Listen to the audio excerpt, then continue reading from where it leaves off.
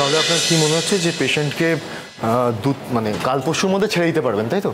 হ্যাঁ, খুব ভালো রেসপন্স, খুব তাড়াতাড়ি রিকভারি করছে। এই বাড়ি যাবে, গিয়ে কয়েকটা দিন রেস্ট, ব্যাস। আমারও তাই মনে হয়, বাড়ি গেলে লোকজন রয়েছে, দেখাশোনা করতে পারবে। আর যদি সেরকম প্রয়োজন হয় তাহলে নার্স রেখে দেবো। আমার মনে হয় না কমপ্লিকেশন না থাকলে এখানে রাখার কোনো প্রয়োজন আছে। হ্যাঁ স্যার, আমরা সেটাই ভেবেছি।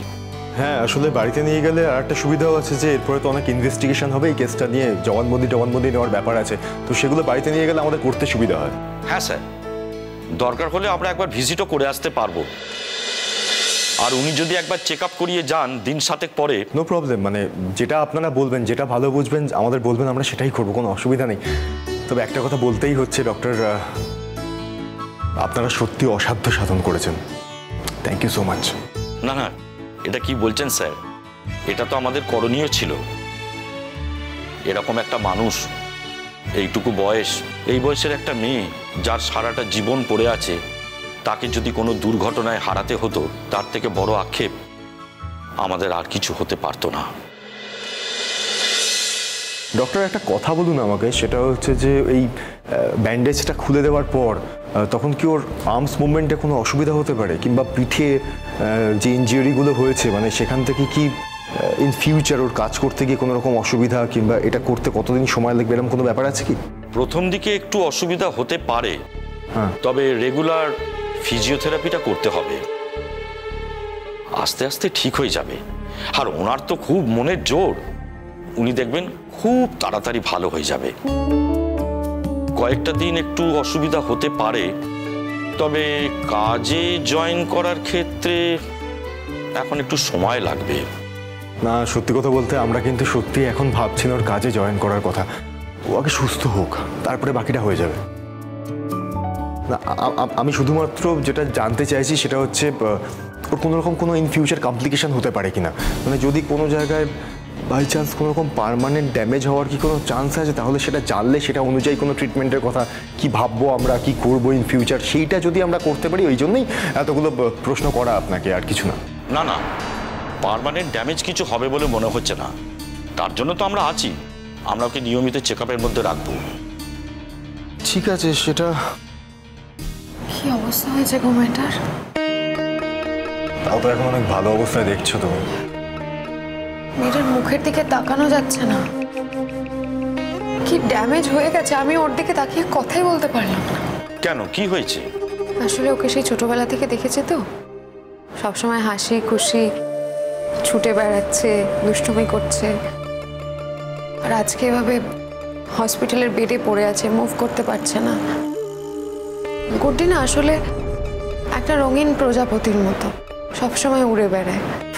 কতদিন আমি আমার সেই ছোট্ট গুড্ডিকে পাইনি। আজকে কতদিন পর আমি আমার সেই গুড্ডিকে দেখলাম। বলছি কি অনুজ, গুড্ডি সুস্থ হয়ে গেলে, মানে এই হসপিটাল থেকে ফিরলে কিছুদিন আমরা আমাদের কাছে নিয়ে ওকে রাখতে পারি না? কেন? ওর হাজবেন্ড আছে, ওর ফ্যামিলি আছে, আমরা ওকে বাড়ি নিয়ে কেন যাব? ওরা তো নিশ্চয়ই অন্য কিছু ভেবেছে ওর জন্য, এটা আমরা করতে পারি না? আমার মনে হয় কি ওর না কনস্ট্যান্ট মনিটরিং দরকার, একটু বুস্ট আপ দরকার, ভালো খাওয়া দাওয়া দরকার। কিন্তু দেখো, এটা তো ভাবতে হবে যে ওর তো শাশুড়ি মা আছেন, ওর হাজবেন্ড রয়েছে, তা তো নিশ্চয়ই ওকে এই মুহূর্তে এরকম ওকে দুর্যোগে ফেলে নিশ্চয়ই অন্য কোথাও চলে যাবেন না, তাই না? আমি জানি না অনুজ, আমার কেন যেন মনে হচ্ছে যে ও যদি আমার কাছে থাকে না, মানে আমি যদি ওর দেখভাল করি, তাহলে ও তাড়াতাড়ি ঠিক হয়ে যাবে। সে তো ভালো কথা, মানে তোমার যদি মনে হয় তুমি যাবে, গিয়ে দেখে আসবে, আর পুবলুকে ওর কাছে পাঠিও প্লিজ। ও পুবলুকে যদি দেখে রোজ, আমার মনে হয় রিকভারি অনেক ফাস্ট হবে। পুবলু ওর কাছে গেলে ও তাড়াতাড়ি সুস্থ হয়ে উঠবে। হ্যাঁ, আমি তো সেটা আগে থেকেই ভেবে রেখেছি। আমি ভেবে রেখেছি যে রোজ স্কুলের পর 2 ঘন্টা করে পুবলুকে ওর কাছে পাঠিয়ে দেবো, আর তারপর আমি নিজে গিয়ে ওর কাছ থেকে পুবলুকে নিয়ে আসবো। শুনুন ম্যাডাম, আপনি কিচ্ছু চিন্তা করবেন না, উনি খুব তাড়াতাড়ি ভালো হয়ে যাবেন। উনি খুব স্ট্রং, ওনার সাংঘাতিক মনের জোর। আর ভালো হওয়ার কোনো চান্স আমি রাখিনি ওর। ও এখন গোঙাচ্ছে। সে গোঙানি নার্স যদি শুনতেও পায়, এখন আর কিছু করতে পারবে বলে মনে হয় না। একেতেই দুর্বল শরীর, তার মধ্যে যে ডোজ পড়ে গেছে, তাতে আর মনে হয় না কেউ কিছু করতে পারবে। তাহলে এবার বাড়ি চলো অনুজ। আমার না এখানে মানে কেমন একটা অস্বস্তি হচ্ছে। বাড়ি যাবো, তুমি এখন কেন আপসেট হয়ে যাচ্ছ এরকম ভাবে? এখন তো ঠিক আছে ও। হ্যাঁ, আসলে ওকে তো আমি এর আগে এরকম ভাবে কখনো দেখিনি। এটা না আমার কাছে একটা ভীষণ শকিং ব্যাপার, আমি তোমাকে বলে বোঝাতে পারবো না। আর ডাক্তারবাবু, বলছিলাম যে এই তো আপনি বলছেন ও নাকি এখন ভালো হয়ে গেছে, আগের থেকে অনেক বেটার, মানে এরকম কোনো চান্স নেই তো যে আবারও ডিটোরিয়েট করতে পারে বা কন্ডিশন আরও খারাপ হতে পারে? দেখুন, রিস্ক সব সময় থাকে, আমরা তো সেই জন্যই ওকে এখানে রেখে দিয়েছি। আজকের দিনটা পর্যন্ত ও খুব স্ট্রং মনিটরিংয়ে আছে, 72 ঘন্টা। এই 72 ঘন্টার মধ্যে হলে অনেক কিছু হয়ে যেতে পারতো, তবে এক্ষেত্রে আর সম্ভাবনা আছে বলে আমার মনে হয় না। ঠাকুর তাই যেন হয়, তাই যেন হয়, গুড্ডি যেন তাড়াতাড়ি সুস্থ হয়ে যায়। আর অনুজ, তোমরা কি প্রফেশনে আছো বলো তো? আমার তো এখন তোমাকে নিয়ে টেনশন হচ্ছে। এরকম একটা বাজে জায়গায় তোমরা আছো। এই কথাগুলো কি এখন এই হসপিটালে দাঁড়িয়ে ওনার সামনে মানে কোনো বলার প্রয়োজন আছে?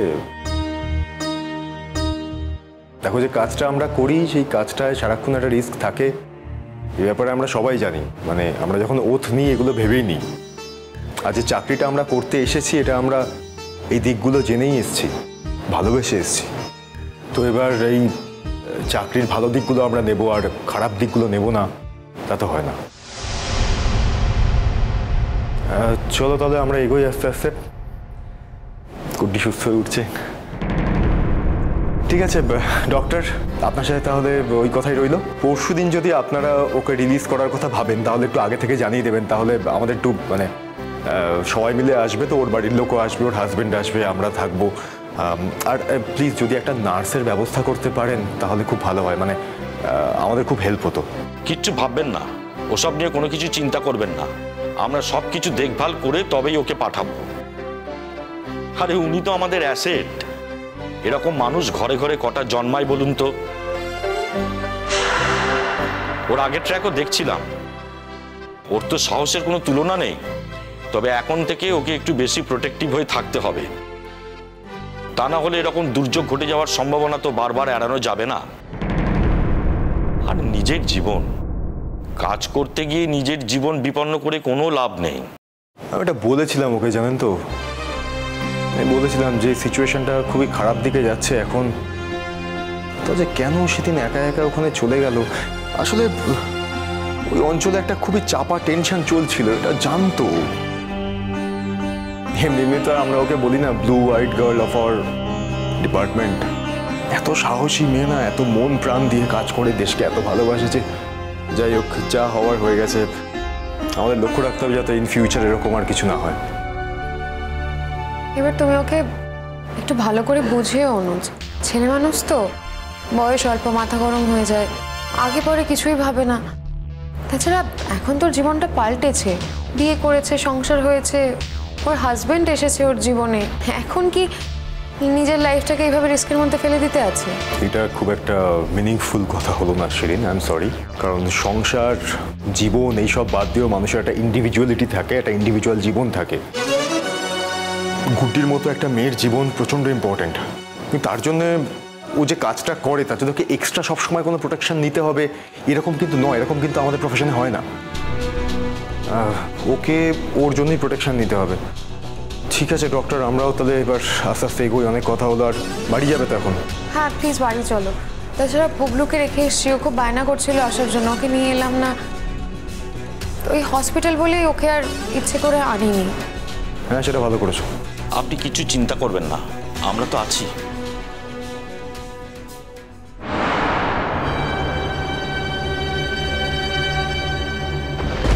ম্যাডাম, ম্যাডাম, ম্যাডাম কি হয়েছে? এ কি মুখ থেকে ফেনা উঠছে কেন? তোর নিশা শিপ্রা। ম্যাডাম, ম্যাডাম কি হয়েছে আপনার? ম্যাডাম, তোরা কি কেউ এখানে ছিলি? না, তোমার পেশেন্ট তো আমরা তো কেউ ছিলাম না। আরে দেখ না পেশেন্টের কি কন্ডিশন, দিব্যি ভালো ছিল, বাড়ির লোকের সাথে কথাও বলছিল, এখন দেখছি মুখ থেকে ফেনা উঠছে। ম্যাডাম স্যারকে খবর দাও, স্যারকে খবর দাও, স্যারকে খবর দাও, এক্ষুনি স্যারকে খবর দাও। হ্যাঁ ঠিক বলেছিস, তুই একটু এখানে থাক, আমি আসছি। হ্যাঁ হ্যাঁ